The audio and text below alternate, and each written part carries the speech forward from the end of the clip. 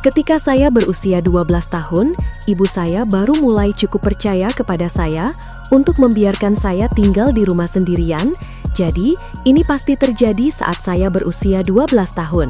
Kami tinggal di sebuah kota kecil yang damai dan biasanya aman. Jalanan yang tenang, halaman yang luas, tetangga yang ramah, dan sebuah desa kecil yang menawan dengan banyak toko dan restoran. Ini benar-benar bukan tempat di mana kamu perlu menoleh ke belakang saat berjalan sendirian di malam hari atau hal semacam itu. Tempat ini memang terasa aman, dan itulah sebagian alasan mengapa orang tua saya mempercayai saya untuk tinggal sendirian di rumah pada usia yang begitu muda. Gripping, suspenseful, energetic. Saya masih tinggal bersama orang tua saya sampai sekarang di rumah yang sama. Malam yang dimaksud terjadi pada akhir pekan. Orang tua saya membiarkan saya tinggal sendirian di rumah malam itu. Saat kami masih kecil, kakek dan nenek biasanya menjaga kakak perempuan saya dan saya. Tetapi karena entah kenapa kakak saya tidak ada di rumah, dan karena saya sudah cukup besar untuk ditinggal sendirian pada usia itu, orang tua saya memutuskan untuk mempercayakan saya sendirian. Gripping, suspenseful, energetic. Orang tua saya memiliki kami saat masih muda, jadi mereka selalu sedikit lebih aktif dalam arti mereka sering bepergian atau keluar di akhir pekan bersama teman-teman mereka. Mereka meninggalkan saya sedikit uang untuk membeli pizza sebagai makan malam. Itu adalah malam yang sempurna bagi anak berusia 12 atau 13 tahun. Rumah untuk diri sendiri, main video game semalaman, dan makan malam dengan pizza. Dulu saya sangat tergila-gila dengan video game James Bond saat masih kecil. Jadi saya sedang memainkan sebuah game berjudul Nightfire untuk yang ketiga kalinya di PS2 saya. Setelah saya menyelesaikan game itu lagi, saya memutuskan untuk memesan pizza. Ada sebuah tempat pizza tepat di dekat rumah kami bernama Giannis. Tempat itu sudah tutup selama bertahun-tahun sekarang, tapi dulu itu adalah salah satu tempat pizza favorit keluarga saya. Saya memesan satu pizza ukuran biasa. Pada usia 12 tahun, saya bisa dengan mudah makan 3 potong sendirian. Ibu saya menyuruh saya membungkus sisa potongannya dengan aluminium foil dan menyimpannya di kulkas. Sambil menunggu pizza datang, saya menukar kaset untuk memainkan video game lain. Dan ketika bel pintu akhirnya berbunyi, saya buru-buru turun ke bawah dengan selembar uang $20 yang ditinggalkan orang tua saya. Ibu saya bilang untuk memberi tip $4. Tempat pizza itu hanya sekitar 3 blok jauhnya. Jadi sejujurnya, itu bukan tip yang buruk, apalagi untuk waktu itu. Pengantar pizzanya adalah pria yang terlihat berusia sekitar 30-an. Meskipun penampilannya agak kasar, dengan janggut yang sangat panjang dan kotor, dia juga memakai kacamata dan topi truk berwarna hitam. Saya memberikan uang $20 kepadanya dan meminta kembalian sesuai. Saat dia menyerahkan kotak pizza dan menghitung uang kembalian, dia menatap saya, lalu melihat melewati saya ke dalam rumah dan berkata, "Kamu sendirian di sini?" Saya tahu itu pertanyaan yang aneh dan menyeramkan, dan orang tua saya sudah mengajari saya dengan baik untuk waspada terhadap orang asing. Saya berkata, "Orang tua saya sedang dalam perjalanan pulang." Jawaban yang terasa bodoh kalau dipikir-pikir sekarang. Saya seharusnya bisa langsung bilang tidak, tapi saya tahu dia bertanya karena, pertama, tidak ada mobil di jalan masuk, dan kedua, karena yang menerima pizza di pintu adalah seorang anak, bukan orang dewasa. Setelah dia menyerahkan uang kembalian, saya menutup pintu. Saya makan di dapur, mungkin makan 3 potong, lalu membungkus sisanya dan memasukkannya ke kulkas. Saya kembali ke atas dan memainkan game James Bond PS2 yang lain, Agent Under Fire. Saya kurang menyukai yang ini dibanding Nightfire, tapi tetap saja bagus. Berjam-jam berlalu saya bermain. Mungkin sudah pukul 11 ketika bel pintu berbunyi. Secara alami, karena mengira itu orang tua saya bergegas turun ke pintu. Saya berkata dari balik pintu, "Bu, Ayah." Tapi suara yang tidak saya kenali dari seberang pintu berkata, "Hei, saya butuh bantuan." Mereka bilang mereka butuh menggunakan telepon. Saya bertanya, "Siapa ini?" Dan dia mengulangi bahwa dia hanya butuh menggunakan telepon. Saya tidak mau mengintip lewat jendela karena sejujurnya saya merasa takut. Saya memutuskan untuk naik ke atas dan mengabaikannya. Saya tahu hanya dari akal sehat saja bahwa membuka pintu itu akan menjadi keputusan yang sangat buruk. Saya sedang berjalan naik tangga yang letaknya tepat di depan pintu utama, ketika pria di luar membanting pintu dan saya mendengarnya berkata, "Tunggu, tolong, saya butuh bantuan." Itu berarti dia melihat saya. Dia mengawasi melalui kaca di bagian atas pintu. Saya berbalik dan meskipun teras depan gelap, saya masih bisa melihat siluet kepala pria itu. Meskipun saya tidak bisa melihat matanya, jelas sekali dia sedang menatap saya balik. Saya lari ke atas dan langsung menuju kamar orang tua saya. Satu-satunya telepon rumah yang ada di atas berada di kamar orang tua saya. Jadi, saya langsung menuju telepon dan menelpon nomor ponsel ibu saya. Saya belum menghafal nomor ayah saya pada usia itu. Ibu saya mengangkat telepon, kemungkinan dalam pengaruh beberapa gelas anggur. Lalu saya memberitahunya bahwa ada seseorang di depan pintu yang meminta untuk masuk. Komentar ini kemungkinan langsung membuatnya sadar, karena saya ingat nadanya berubah drastis dan suaranya terdengar jauh lebih keras dan penuh kekhawatiran. Dia menanyakan beberapa pertanyaan kepada saya. Pertama, apakah saya sudah menjawab pria itu atau membuatnya tahu bahwa saya ada di rumah? Dan saya berkata jujur bahwa iya. Saya bertanya siapa itu. Nada suara ibu saya terdengar semakin khawatir. Dia bertanya apakah karena alasan apapun ada seseorang yang tahu bahwa saya sedang sendirian di rumah. Dan saya langsung teringat pada pria pengantar pizza. Saya memberitahunya bahwa pria pengantar pizza tadi sempat bertanya apakah saya sendirian di rumah dan pada saat itu juga bel pintu berbunyi 2 kali lagi. Saya mengatakan kepada ibu saya dengan panik menyampaikan bahwa pria itu tidak mau pergi. Gripping, suspenseful, energetic, ibu saya menyuruh saya tetap di kamar mereka dan mengunci pintu kamar. Dia bilang mereka sedang menelpon polisi. Ibu saya tetap berbicara dengan saya lewat telepon di ponselnya, sementara mereka menelpon polisi menggunakan ponsel ayah saya. Mereka harus meninggalkan restoran tempat mereka berada untuk keluar agar bisa berkomunikasi dengan lebih baik. Malam itu malam musim panas. Semua jendela sedikit dibuka untuk membiarkan udara masuk ke dalam rumah.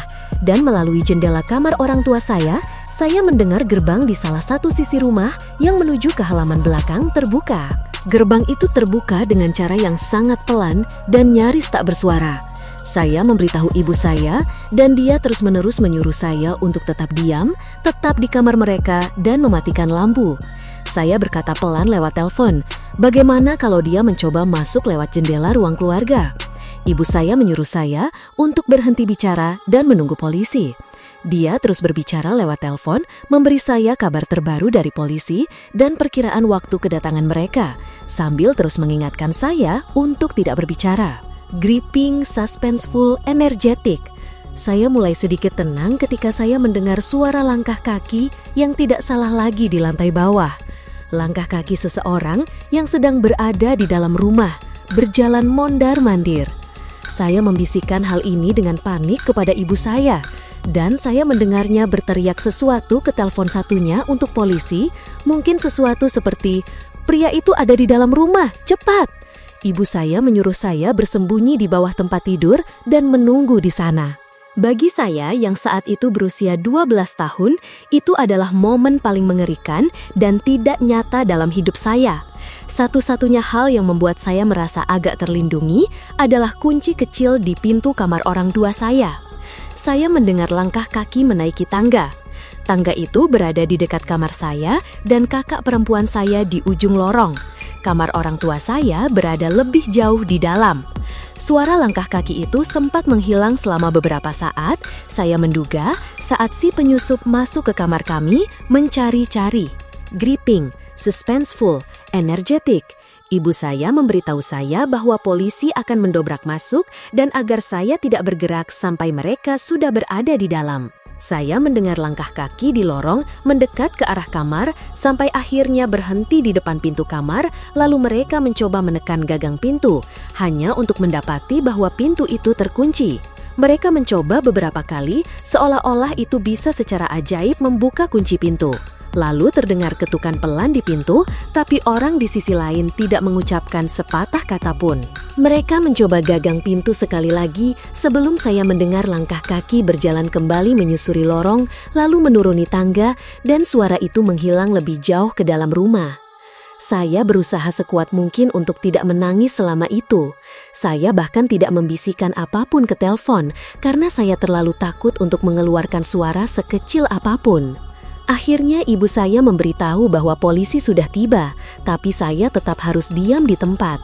Saya mengira akan mendengar mereka mendobrak pintu, tapi yang saya dengar justru suara langkah kaki berat yang tiba-tiba terdengar banyak dan seorang pria berteriak memanggil nama saya, memperkenalkan dirinya sebagai petugas polisi. Saya mendengar mereka menaiki tangga dan ibu saya memberi izin kepada saya untuk menjawab mereka dan membuka pintu.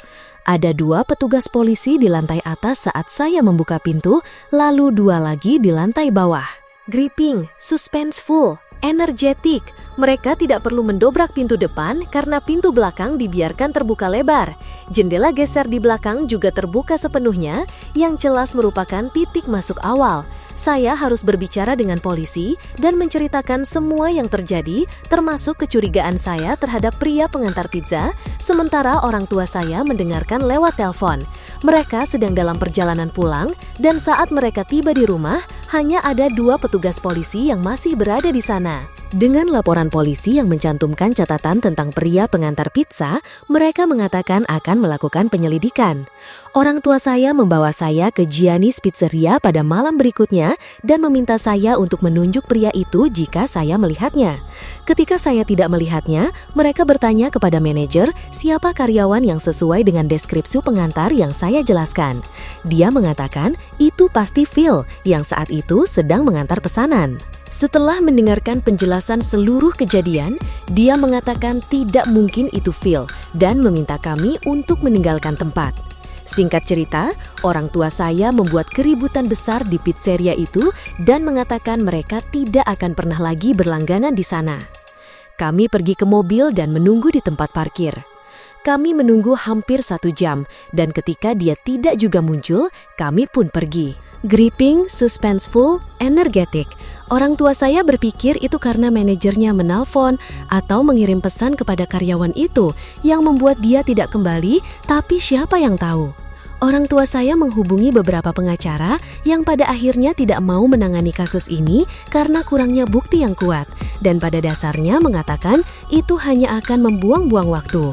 Pada akhirnya, kami memang tidak pernah kembali ke pizzeria itu dan butuh waktu yang sangat lama setelah kejadian itu sebelum orang tua saya merasa aman untuk meninggalkan saya sendirian di rumah lagi hanya karena insiden ini.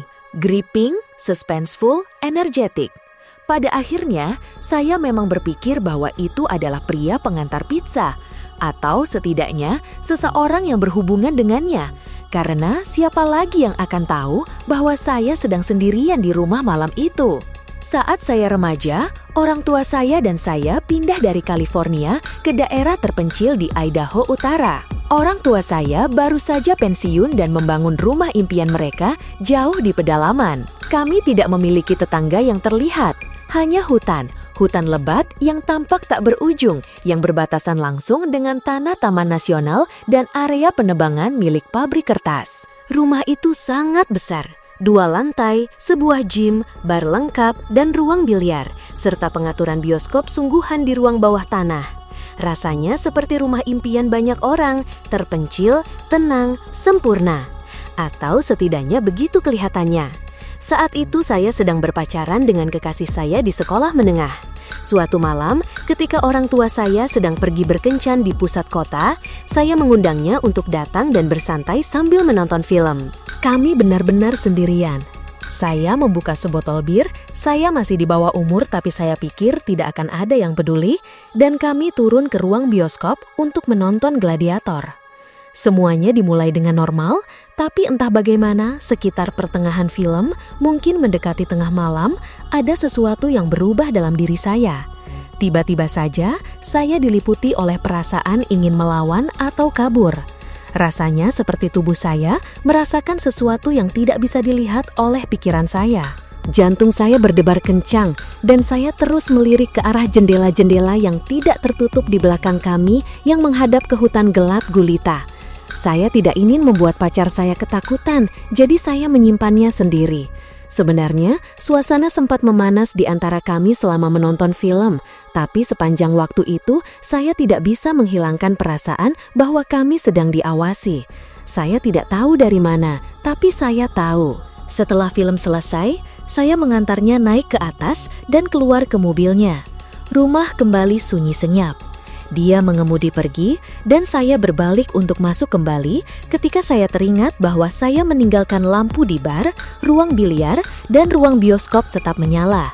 Jadi, saya turun kembali ke bawah. Saya mematikan lampu di ruang bioskop terlebih dahulu, lalu terdiam sejenak.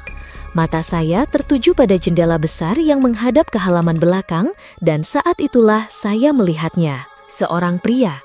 Dia tampak seperti tunawisma, rambut acak-acakan, pakaian kotor, tetapi yang membuat saya membeku di tempat adalah ekspresinya.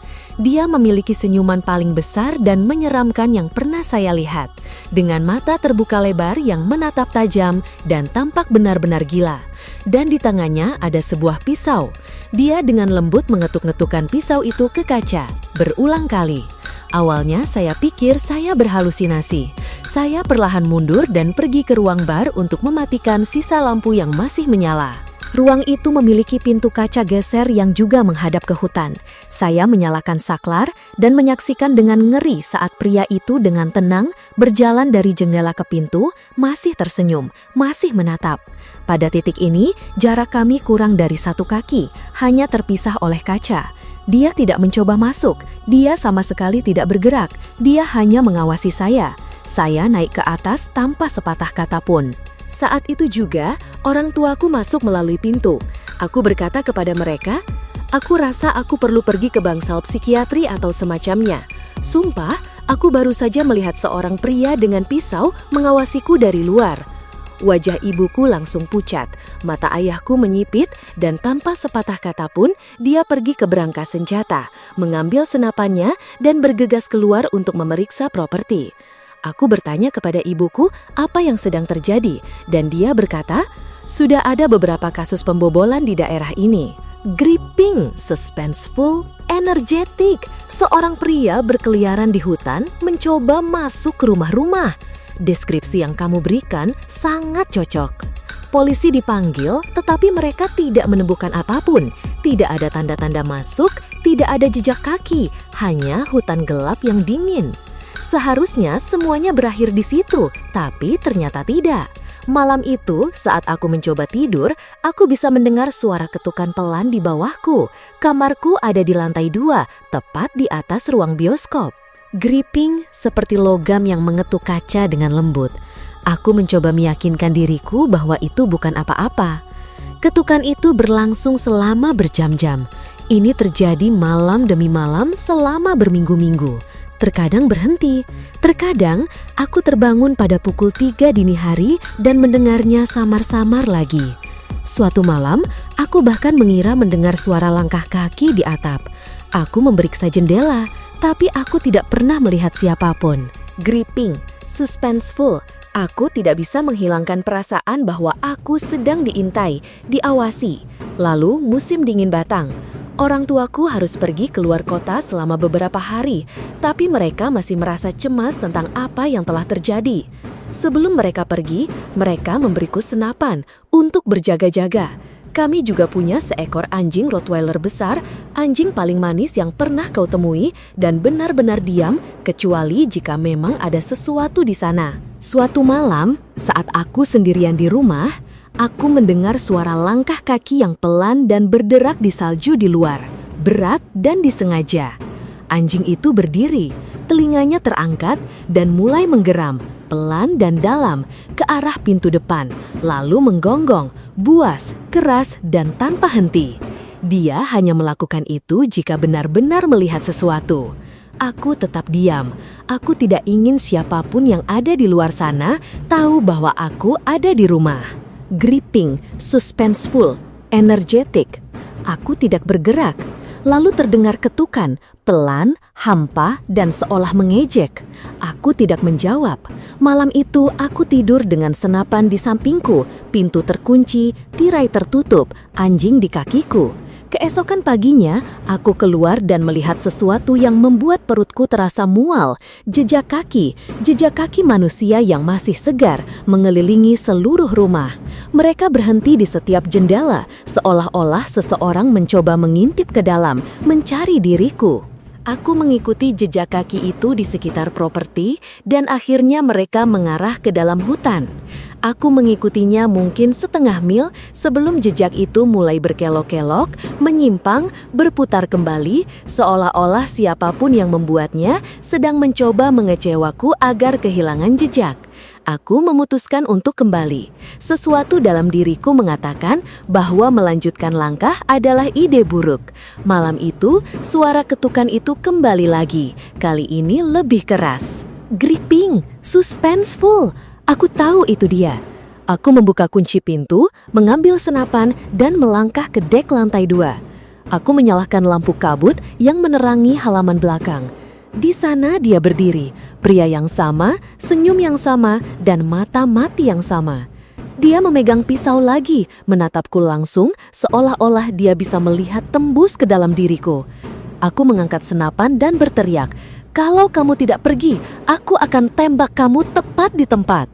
Dia tidak bergerak atau berkedip, hanya menatap dengan senyum lebar tanpa berkedip. Aku menembakkan satu tembakan peringatan ke udara dan akhirnya dia bereaksi. Dia terhuyung sedikit, lalu perlahan mundur masuk ke dalam hutan, masih menghadap ke arahku. Saat itulah aku memutuskan untuk melepaskan anjing.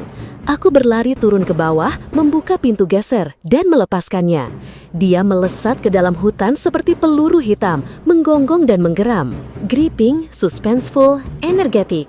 Aku belum pernah melihatnya seagresif itu. Dia memakai kalung kejut, jadi dia tidak bisa pergi terlalu jauh. Tapi aku suka berpikir bahwa dia benar-benar berhasil mengusir pria itu untuk selamanya. Karena setelah malam itu, aku tidak pernah melihatnya lagi. Ini terjadi pada bulan Maret tahun 2022, saat liburan musim semi. Saat itu, aku sedang menjalani tahun kedua kuliah. Teman-temanku dan aku, total ada 6 orang, memutuskan untuk menyewa sebuah kabin di South Carolina selama beberapa hari, hanya untuk menjauh dari segalanya, tanpa sekolah, tanpa stres, tanpa ponsel. Seharusnya itu menjadi salah satu perjalanan santai di mana kamu minum terlalu banyak, memutar musik terlalu keras, dan mungkin membuat beberapa kenangan yang akan kamu tertawakan nanti. Ada 4 dari kami para pria, aku, Matt, Chris, dan Tyler, dan 2 gadis, Jess dan Sarah. Kami semua sudah dekat sejak tahun pertama kuliah. Kabin yang kami pilih harganya sangat murah untuk ukurannya. 2 lantai, teras mengelilingi bangunan, 2 kamar mandi, dan tercantum berada di lahan pribadi dekat sebuah danau. Tempatnya benar-benar terpencil, tidak ada kota dalam jarak bermil-mil, dikelilingi oleh hutan. Pemilik kabin itu memiliki aksen yang kental dan terdengar agak aneh saat kami berbicara dengannya lewat telepon. Yang dia katakan hanya, "Jangan berjalan terlalu jauh ke dalam hutan. Ada barang-barang tua di belakang sana, sumur, pagar rusak, ular. Kamu tidak mau sampai tersesat." Kami menertawakannya, mengira dia hanya mencoba menambahkan sedikit nuansa seram khas selatan ke perjalanan ini. Tapi saat kami sampai di sana, itu tidak lucu sama sekali. Gripping, suspenseful, energetik. Perjalanan itu terasa sangat lama. GPS berhenti berfungsi 1 jam sebelum kami tiba. Bagian terakhir dari jalan hanyalah tanah dan kerikil, nyaris cukup untuk 1 mobil lewat. Pohon-pohon semakin rapat saat kami semakin dekat. Ketika akhirnya kami melihat kabin itu, kami semua mendadak terdiam. Kabinnya tidak seperti di foto, jauh lebih tua dan kotor. Jendelanya berdebu dan beberapa daun jendelanya menggantung lepas dari engselnya. Gripping, suspenseful, energetik. Ada bau samar di luar, seperti sampah lama dan kayu basah. Kami mengabaikannya dan bercanda, bilang itu justru menambah suasana. Kami membongkar barang, memilih kamar, dan mulai minum sekitar pukul 7 malam. Malam pertama menyenangkan. Kami memanggang di luar, memutar musik keras dari speaker Bluetooth, dan bermain kartu. Menjelang pukul 11, cuaca mulai dingin, jadi kami pindah ke dalam. Gripping, suspenseful, energetic. Saat itulah aku menyadari betapa gelapnya hutan di luar. Bukan sekadar gelap karena malam, tapi benar-benar hitam pekat. Lampu teras nyaris tidak menerangi lebih dari beberapa langkah, dan pepohonan begitu rapat hingga terasa seperti menekan dari segala arah. Tidak ada serangga, tidak ada angin, hanya keheningan total yang berat. Kami akhirnya tidur sekitar pukul 2 dini hari. Aku menempati salah satu kamar di lantai dasar, tepat di sebelah dapur. Kecil, hanya ada tempat tidur dan jendela yang menghadap ke hutan. Gripping, sekitar pukul 4:15 aku terbangun. Tidak ada alasan, hanya tiba-tiba terjaga, seperti ada yang menyentuhku. Aku berbaring sebentar, jantung berdetak kencang. Lalu aku mendengarnya, ketuk, ketuk, ketuk. Awalnya kupikir itu pemanas ruangan, tapi kemudian terdengar lagi, ritmis, tidak seperti logam, bukan suara mesin. Kedengarannya seperti jari-jari. Aku menoleh ke arah jendela dan di sana ada seorang pria berdiri. Dia menempelkan tubuhnya ke kaca, wajah hampir menyentuhnya. Kulit pucat, rambut acak-acakan, tanpa mengenakan baju, hanya menatap masuk. Gripping, sedikit terbuka, seperti ia bernapas lewat mulut. Matanya terbuka lebar. Ia tidak berkedip, ia tidak bergerak. Ia hanya berdiri di sana dan mengetuk, pelan dan lambat, seolah-olah sedang mencoba menggodaku. Tubuhku seakan terkunci, lalu ketukannya menjadi sedikit lebih cepat. Aku berbisik, memanggil Matt yang tidur di sofa di luar kamarku. Aku memanggil namanya lagi, lebih keras. Gripping, suspenseful, energetic. Dia terbangun dalam keadaan setengah sadar dan bertanya aku mau apa, dan aku hanya menunjuk. Dia menoleh, melihat pria itu, dan langsung melompat bangun, menjatuhkan meja kopi. Itu pasti membuat pria itu takut, karena saat Matt menyalakan lampu teras dan berlari keluar, dia sudah hilang. Kami semua bangun, para gadis ketakutan. Tyler mencoba meyakinkan semua orang bahwa itu cuma orang lokal mabuk yang iseng dengan kami. Chris bilang mungkin itu pemburu yang tersesat, tapi aku tahu itu pria itu yang mengawasi aku. Dia tidak tersesat. Kami memblokir pintu, memindahkan sofa ke depan jendela besar ruang tamu, dan bergantian berjaga selama beberapa jam.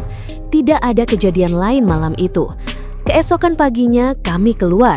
Ada jejak kaki manusia tanpa alas mengelilingi seluruh kabin. Jejak itu berhenti di setiap jendela, setiap satu pun, bahkan jendela kecil di atas kamar mandi lantai atas. Seharusnya itu menjadi akhir. Seharusnya kami pergi, tapi kami tidak melakukannya. Kami bodoh dan keras kepala, dan kami tetap tinggal. Malam kedua dimulai dengan cara yang sama, minum, musik, api unggun. Tapi suasananya berbeda. Semua orang terus melirik ke arah hutan.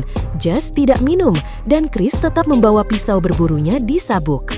Ketika kami akhirnya masuk ke dalam, kami mengunci setiap jendela dan memeriksa ulang semua pintu. Sekitar pukul 3:30 dini hari, Matt pergi ke dapur untuk mengambil air. Dia berhenti di lorong dan memanggil namaku. Aku bangun dan melihatnya berdiri di sana, menunjuk.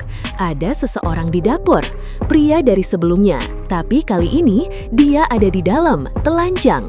Punggungnya menghadap kami, dipenuhi luka cakaran panjang yang tampak mentah. Gripping, suspenseful, energetic, menatapnya seolah-olah dia tidak tahu itu apa. Dia membuat gerakan perlahan, bergoyang seperti sedang menyeimbangkan tubuh di atas kakinya. Matt tidak bicara, dia hanya mundur perlahan.